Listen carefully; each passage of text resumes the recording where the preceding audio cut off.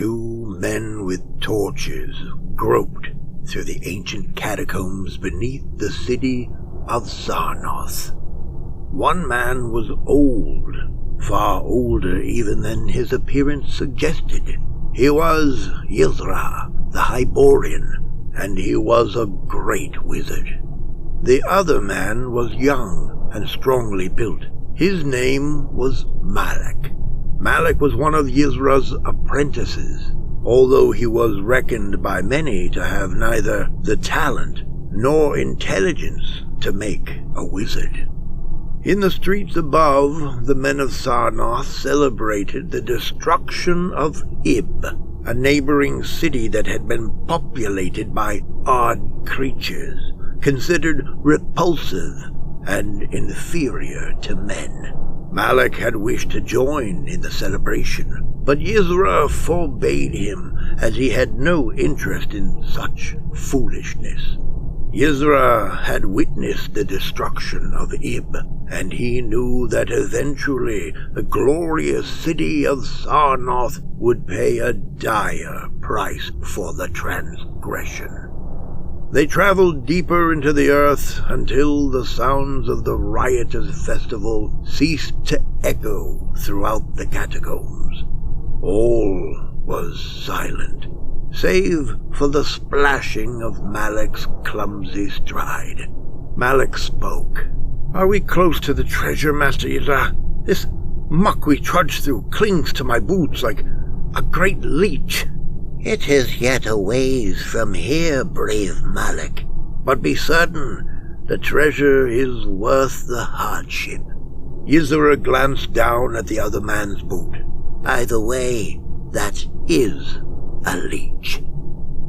Mrzarono stopped at an archway that marked the entrance to a deeper section of the catacombs. Runes carved in the rock caught the old wizard's attention. He studied them intently for a moment, then spoke. "Douse your torch, good Malak. Fire is no friend to those who dwell beyond this portal. We shall find our way with the magical vision granted by this potion." He produced a metal flask, and they each took a sip. For a moment all was black. Then a green glow began to illuminate the tunnel. Malak was amazed by his master's craft. His father had been wise to pay Mrzarono the tremendous sum required for acceptance as the old man's apprentice. Seeing the tunnels with greater clarity, Malak was disturbed by the number and size of the spiders crawling the walls and floor. In a fit of revulsion, he sought to crush a particularly large specimen under his foot, but Mrzarono pulled him back with surprising strength. The wizard hissed, "Fool! Would you murder the emissary of a king? Harm nothing you see in these tunnels." Mrzarono extended his hand to the spider and made a strange gesture, then whispered, "Forgive us, servant of Atlach Kuaad." Malak made no comment, but thought to himself that the old wizard might be getting senile.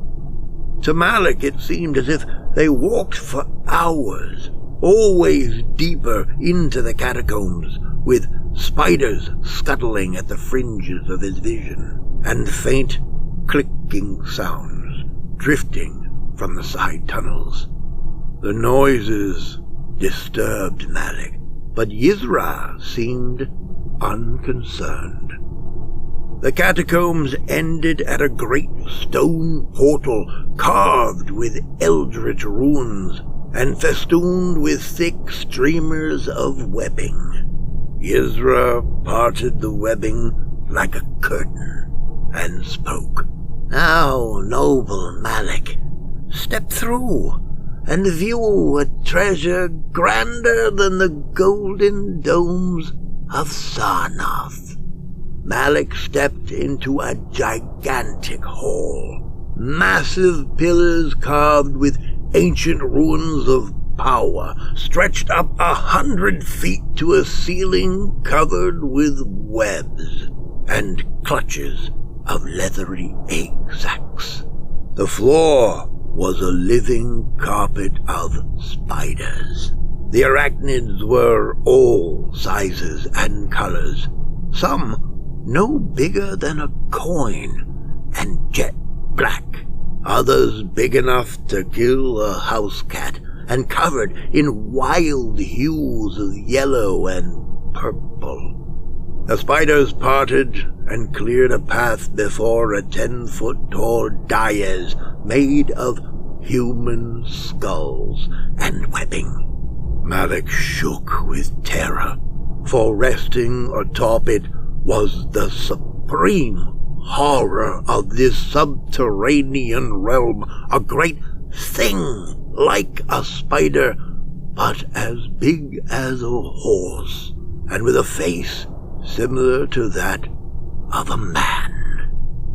The spider thing spoke with a harsh, rasping voice. "Greetings, Yizra, the Crimson Circle. Hast thou come to gain more of my knowledge?" The old wizard replied in an almost friendly tone. "Indeed I have, Atlach Kuaad, son of Atlach. I would know of the swarm of Nebros, and how they devour men when summoned. I would know of the depths under this realm, and the black spirits of the earth who dwell there. I would know of the sorcerer Kuaad, and to what gods he gives sacrifice." Atlach Kuaad smiled impossibly wide, his mouth full of dripping fangs. "All this I know. What hast thou brought in return?" With an arcane gesture, he pointed at the shivering Malik. "I have brought this gift, according to our ancient bargain." Suddenly, the dim-witted Malik realized his fate and turned to flee. Yizra was faster.